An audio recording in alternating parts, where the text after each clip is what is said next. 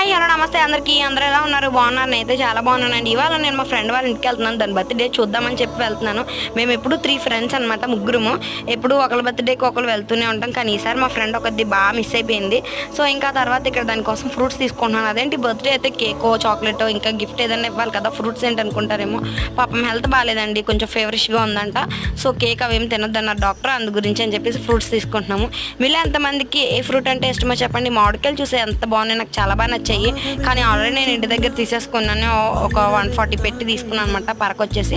ఇంకా అందుకే ఇక్కడ ఏం తీసుకోలేదు. తర్వాత చిన్న షాపింగ్ ఉంది, కంప్లీట్ చేసుకున్నాం.